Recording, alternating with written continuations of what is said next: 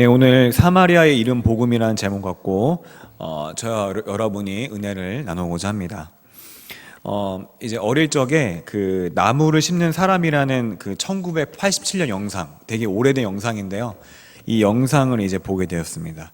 이 영상의 내용은 이제 소설을 원작으로 하고 있는데 여러분도 이제 한 번쯤 봤을 수 있어요. 어떤 내용이냐면 그 알프스 산맥을 지나서 이제 밑에 그 프로방스라는 한 그 버려진 지역이 있었습니다. 프로방스 지역에 그 이 산속 마을 사람들은 이제 숯을 각 구워 먹고 살고 너무나 가난했어요. 너무나 가난했고, 그리고 여름이나 가을이나 이 사람들은 그 항상 찬바람이 불어서 살을 내매는 그런 추위에 떨어야만 했습니다.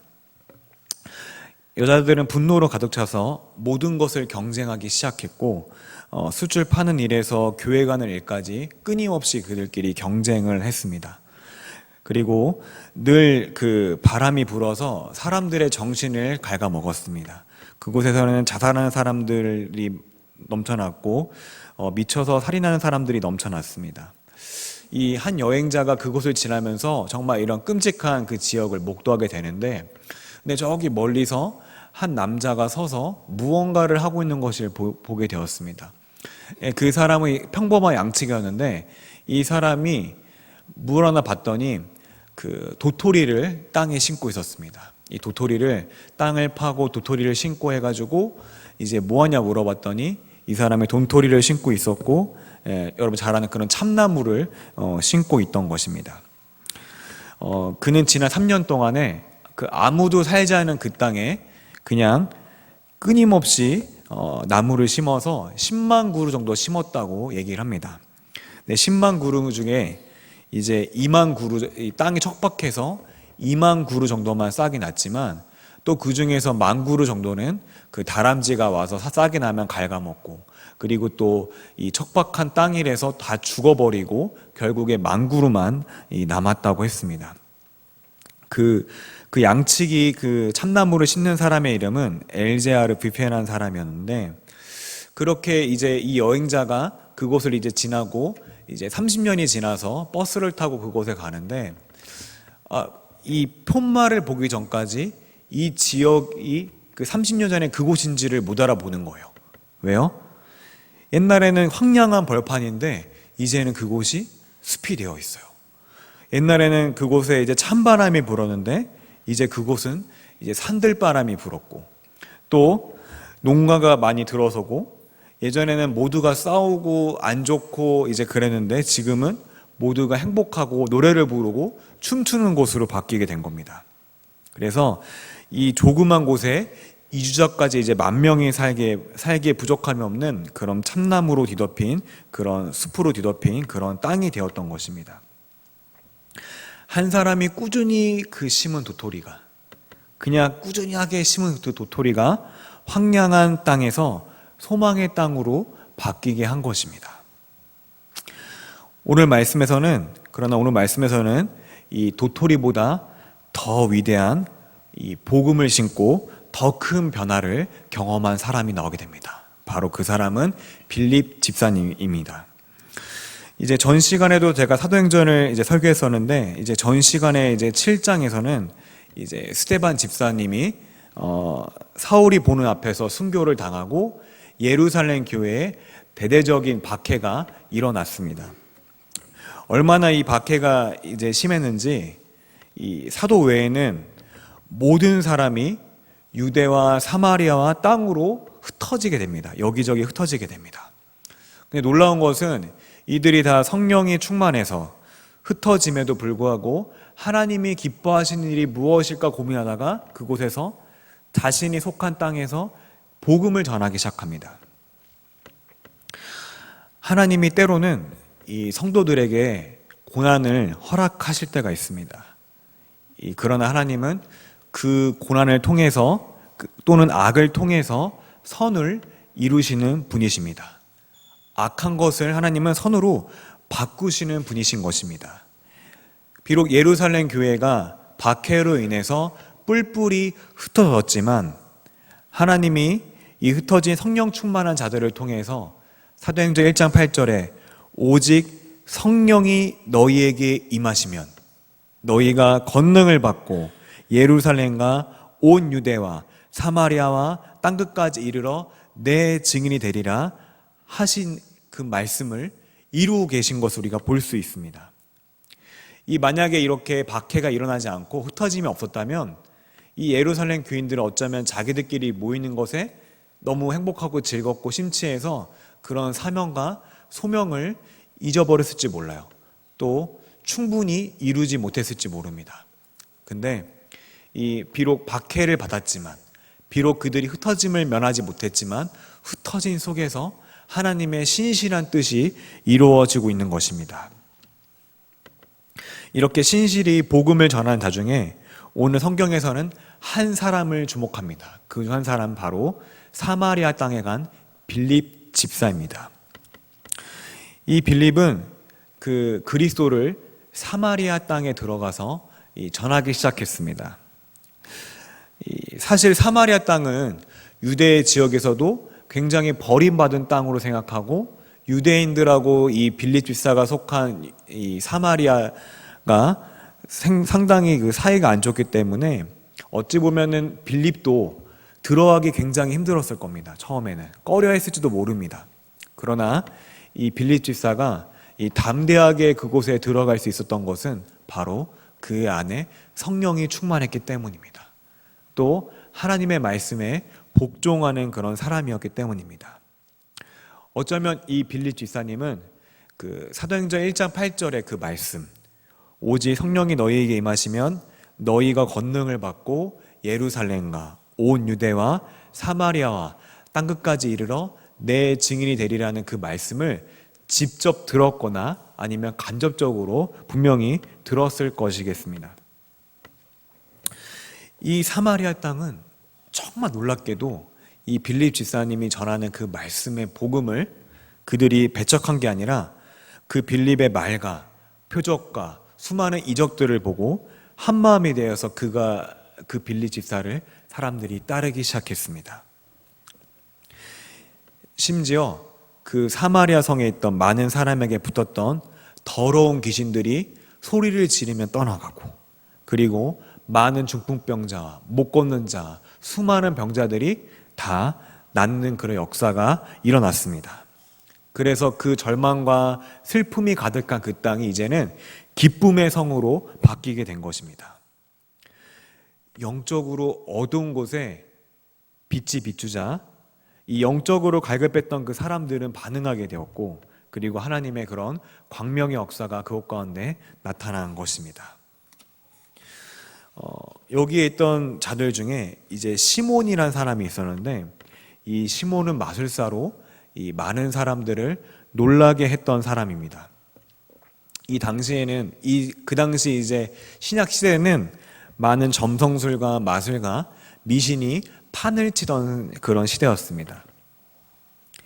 이 마술을 보통 성경에서 굉장히 가증한 것으로 여기는데요.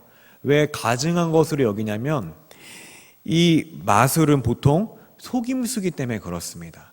근데 이 속임수를 통해서 마치 자신이 신적인 능력을 가진 것 마냥 많은 사람들을 속이고 후리고 다녔기 때문에 이 마술사들을 굉장히 가증히 성경에서는 여깁니다.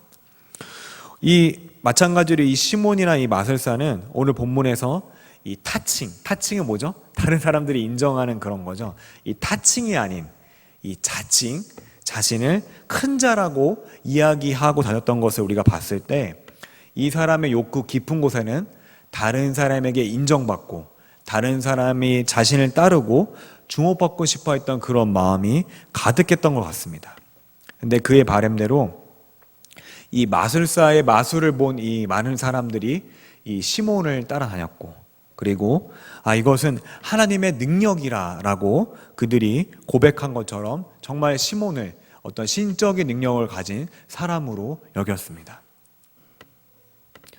그러나 오늘 본문에서 이 빌립이 등장해서 하나님 나라와 그리고 예수님의 이름에 관해 전한 것을 이 남녀 가릴 것 없이 듣게 되었고, 그들이 믿게 되었고 세례를 받았습니다.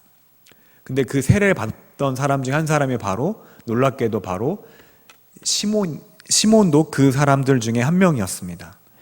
이 많은 사람을 따르게 했던 이 시몬이 오히려 이 빌립 집사의 말을 듣고서 또 표적과 기적을 보고서 자신도 세례를 받고 이제 마음과 힘을 다해서 이 빌립 집사를 따라다녔습니다. 그리고 그가 하는 표적과 기적을 볼 때마다 너무 깜짝깜짝 놀랐어요. 왜요? 자기는 분명히 어떤 트릭이나 속임수를 통해서 정말 많이 사람들을 속였는데 이 빌립 집사는 가만 보니까 어떤 속임수가 아닌 거예요. 이게 진짜 하나님의 능력이 아니고 그런 일들이 일어날 수가 없는 거예요. 그를 통해서 그리스도께서 허락하신 능력이 나타냈기에 이 시몬은 놀랄 수밖에 없었던 것입니다.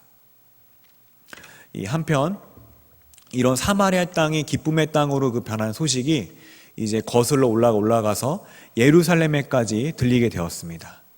예루살렘에는 박해가 일어났을 때 비록 많은 사람들이 흩어졌지만 그 중에서 사도들은 예루살렘 땅에 아직 남아 있었습니다.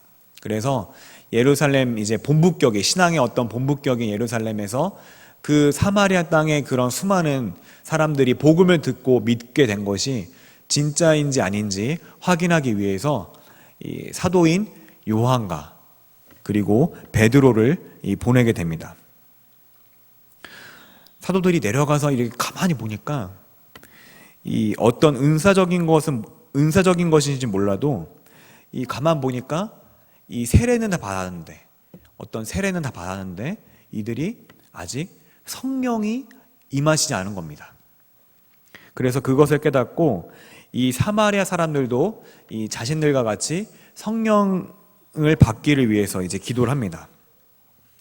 이제 성령 받기를 위해 사도들이 이제 간구하고 기도하고 두 사도가 안수를 딱 하자 이 사마리아 사람들에게도 성령이 임하게 되었습니다.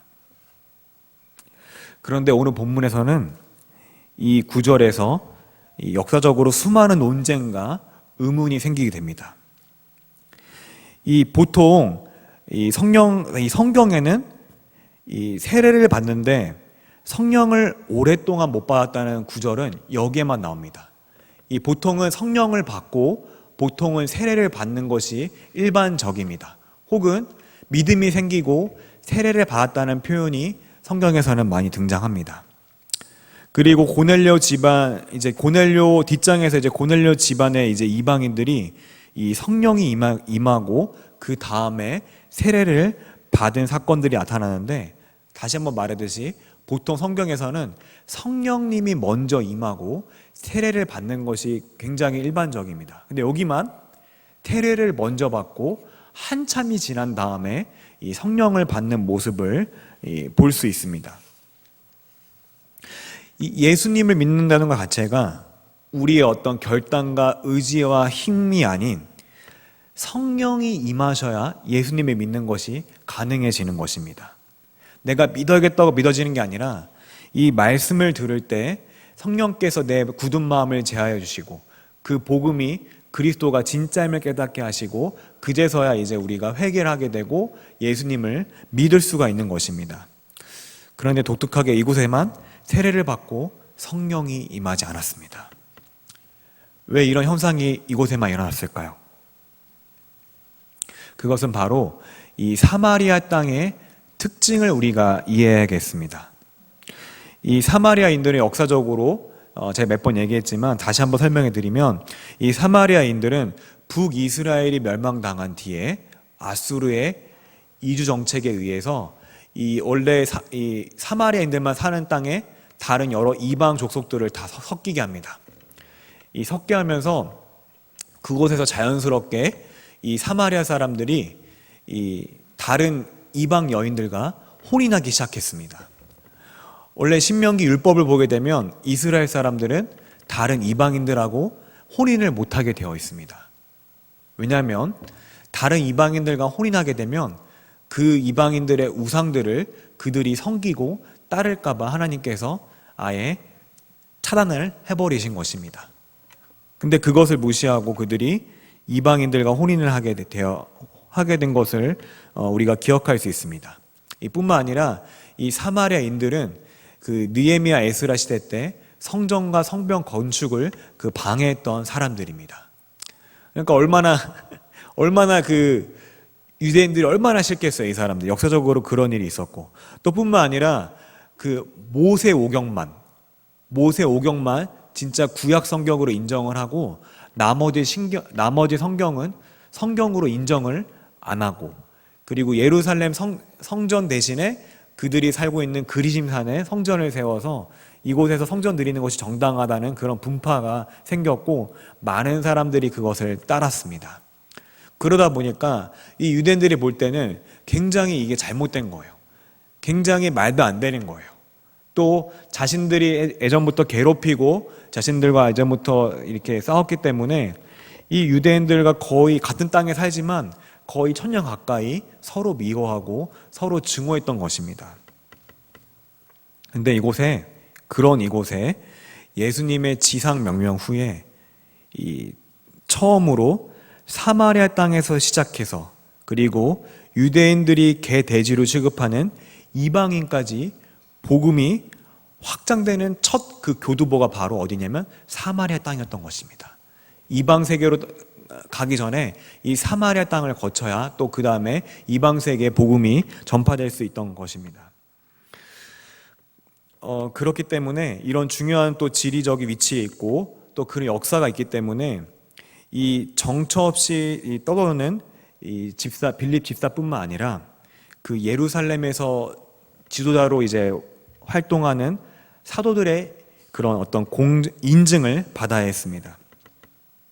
그래서 이 사도들이 와서 성령이 내리길 기도했고, 그들이 안수를 하니까 성령을 받게 그들에게 허락하신 것입니다. 이 안수란 거는 여러 가지 의미가 있지만 이 안수의 또 가지 측면은 뭐냐면 이제 안수를 받은 이 사람들은 바로 우리의 회원이다, 우리와 같은 교인이라는 그런 인증적인 또 그런 차원이 있는 것입니다.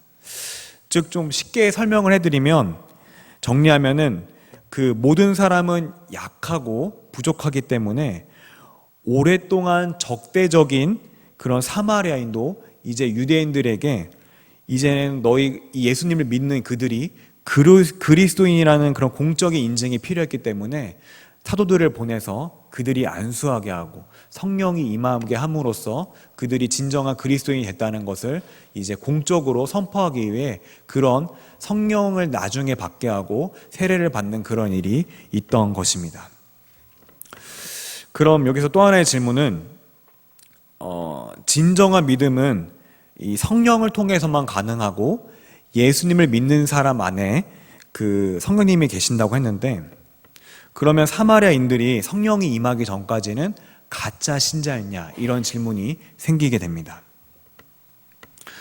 이것에 대해서 여러 가지 말들이 있지만 이 칼빈 같은 경우는 그 성령이 임한 것은 어떤 성령이 어떤 마음에 거하시는 그런 차원이 아니라 이 카리스마적인, 즉 다시 말해서 은사적인, 이 사람들에게 나타나는 성령의 어떤 은사들이나 어떤 오순절날 임한 그런 성령의 역사들이, 그런 초자연적인 현상들이 아직 일어나지 않았다고 보는 것이 더 옳다고 이야기하고 있습니다. 여하튼 이런 성령의 역사를 본 빌립은 흥분을 감추지 못했어요. 그래서 사도들에게 찾아와서 자신이 그동안 모았던 돈꾸러미를 주면서 이 사도들에게 나도 당신들처럼 이 성령을 주는 권능을 달라고 요청을 하게 됩니다. 왜 그랬을까요? 이렇게 자신도 뭔가 성령을 내릴 수 있는 힘이 생기면, 이 권세가 생기면 많은 사람들이 자신을 쫓고 자신이 또 인정을 받고 자신이 또 많은 돈을 벌 수 있다고 생각을 했기 때문입니다. 이에 베드로는 격노합니다. 시몬, 너가 하나님의 선물을 돈 주고 살 줄 생각했냐? 너가 은과 함께 반드시 망할 것이다. 그러면서 여러 화들을 선포합니다. 이 표현이 완곡한 표현이어서 그렇지 이거를 지역하면 이렇게 됩니다. 너가 내 돈과 함께 너도 지옥에 떨어지게 될 것이다. 이런 말이 됩니다.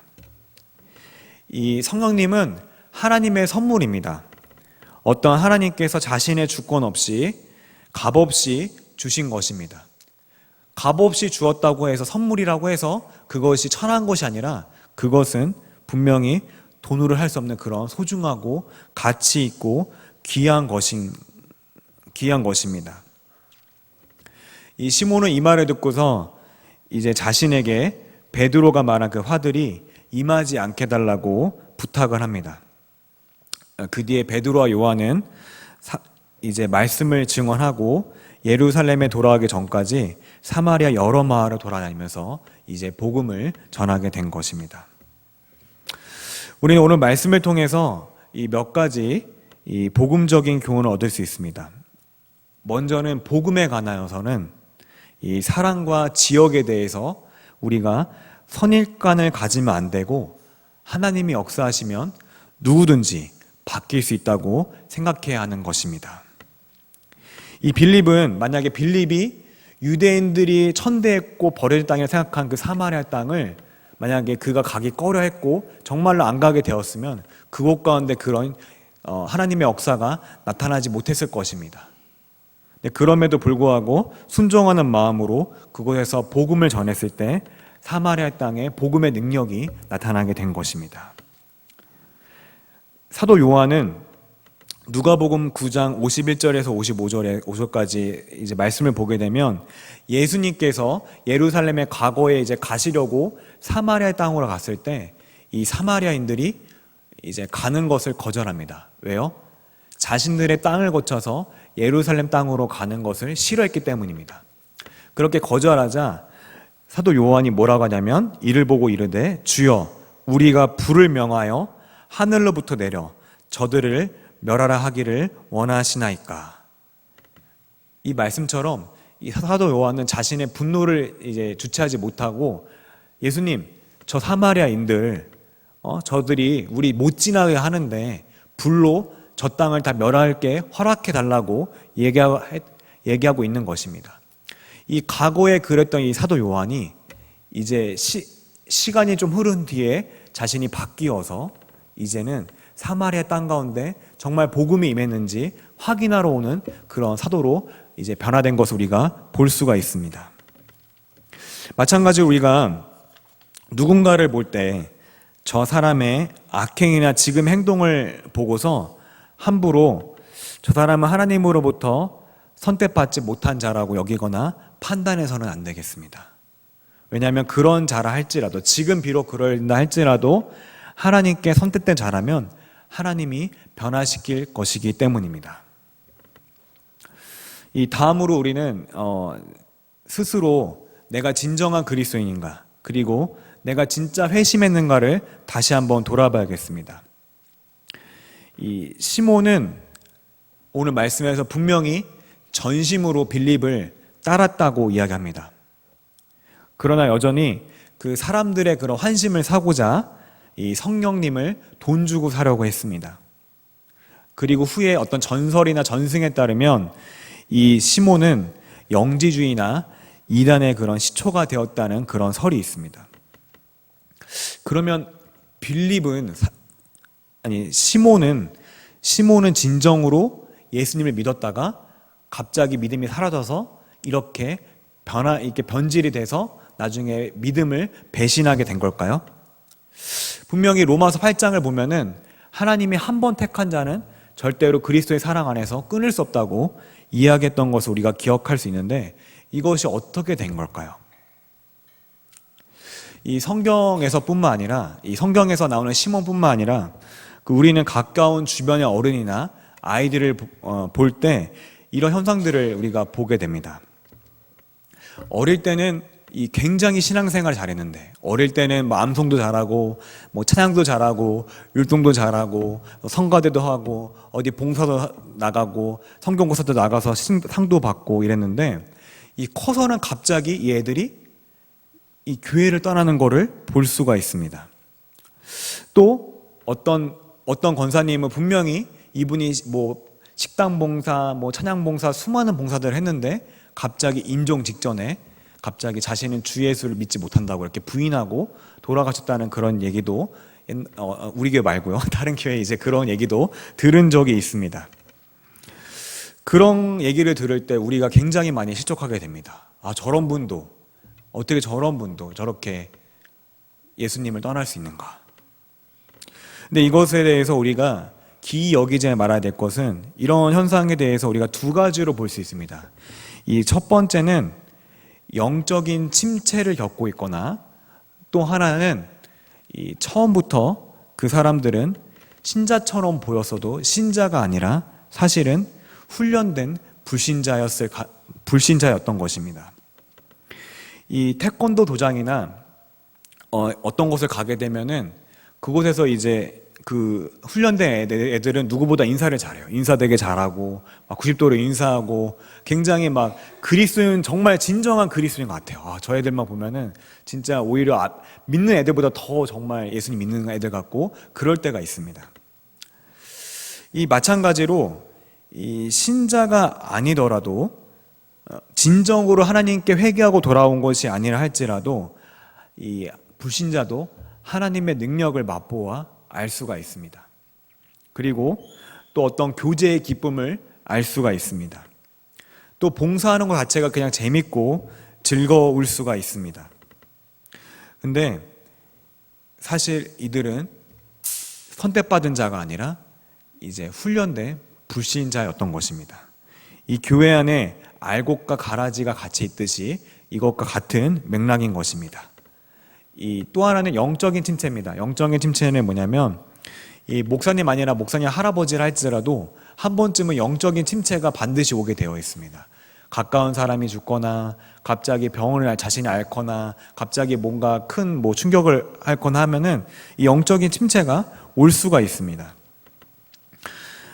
그렇지만 이 하나님께 정말 택한 백성이라면, 정말 택한 그런 신자라면 다시 영적인 침체에서 벗어나 하나님을 찾게 될 것입니다. 이 고린도후서 13장 5절에서는 너희는 믿음 안에 있는가 너희 자신을 시험하고 너희 자신을 확증하라. 예수 그리스도께서 너희 안에 계신 줄을 너희가 스스로 알지 못하느냐? 그렇지 않으면 너희는 버림받은 자니라. 아멘. 그러므로 우리가 우리 자신의 믿음에 대해서 너무 이제 구원의 확신을 갖는 것도 중요하지만 또 우리가 우리 스스로를 내가 정말 믿음 안에 있는가를 다시 한번 돌아봐야 될 것입니다. 마지막으로 아무리 버려진 것 같고 그리고 희망이 없어 보이는 곳도 이 복음이 있다면 그곳은 소망이 있다는 것입니다. 신방을 다니다 보면 그 어떤 집은 정말 우겨쌈을 당해서 도저히 회복될 조짐이 안 보이는 그런 곳도 있습니다. 그리고 이제 실제로 우리 교회 아니더라도 오랫동안 그 믿는 이제 지인 중에서도 여러 고난과 고통이 겹쳐서 와서 도저히 살 소망이 없어 보이는 그런 곳도 있습니다. 어떤 분은 아버지가 알코올 중독자였는데 자신도 이제 알코올 중독이 되고 또 자녀들도 다 떠나가고 그럼에도 불구하고 또 교회 나오고 이런 얘기를 들을 때 진짜 뭐라고 위로해 줄 말이 없을 때가 많습니다. 어찌 보면 사마리아 땅도 그런 땅 중에 하나였습니다. 유대인들의 눈에 보기에는 이 버림받은 땅이고 온갖 미신과 주술이 가득하고 병자와 환자가 가득하고 귀신 들린 자가 가득하고 유대인들에 대한 분노와 적개심이 가득하고 또 반대로 자신들도 유대인들에게 미움을 받는 그런 사람들이었습니다. 근데 중요한 거는 이 빌립 집사님이 이 복음을 전파하자 그 성이 어떻게 변했죠? 그 성이 기쁨이 가득하였더라. 기쁨의 성으로 바뀌게 된 것을 우리가 볼 수 있습니다.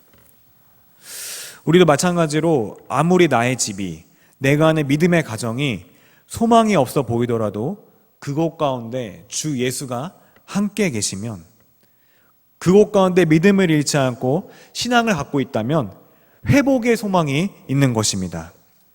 왜냐하면 이 복음은 모든 믿는 자에게 구원을 주시는 하나님의 능력이 되기 때문입니다. 복음은 하나님의 능력인 것입니다. 이 복음이 없던 지역에 정말 복음이 들어가면 정말 그 땅이 실제적으로 뭐 더디거나 뭐 길거나 상관없이 실제적으로 변화가 됩니다. 그리고 당장에 눈에 보이는 이 변화가 없다 할지라도, 이 환경이 바뀌지 않을지라도 그 복음을 들은 사람들의 마음이 변화됩니다. 어떤 변화가 있을까요? 바로 소망을 갖게 됩니다. 그래, 내가 이 땅 가운데 좀 비루하게 살지라도 나는 반드시 구원을 받는다. 내가 비록 내 가족에게, 내 친척에게, 내 주변의 사람들에게 인정을 못 받고 사랑받지 못한다 할지라도 주 예수께서는 여전히 나를 사랑하고 계시다. 그런 마음의 확신과 그런 소망과 그런 역사를 경험하게 되는 것입니다. 우리 모든 여러분이, 저 여러분이 그런 복음의 능력을 경험하기를 소망합니다. 우리 결론을 맺겠습니다. 버림받은 땅 같은 사마리아 땅도 하나님은 버리시지 않았습니다. 오히려 복음이 전파될 곳으로 보시고 이 빌립이라는 신실한, 정말 성령이 충만한 이 집사님을 통해서 복음이 전파되게 하십니다. 그리고 그 땅을 기쁨의 땅으로, 소망의 땅으로 바뀌게 하십니다. 그리고 사도들의 안수와 성령의 임하심을 통해 그 땅이 그리스도인이 되었다는 그런 공식적인 인증을 받게 하십니다. 저 여러분이 지금의 내 자신이 그리고 내 환경이 그리고 주변에 믿는 자가 버림을 받은 것처럼 보일지라도 이 복음이 있으면 아직 소망이 있다는 것을 기억하는 저 여러분 되기를 소망합니다. 또 그리고 하나님께서 실제적으로 나와 그리고 우리 가족과 그리고 믿는 자들을 만지기를 소망하는 저 여러분 되기를 소망합니다. 우리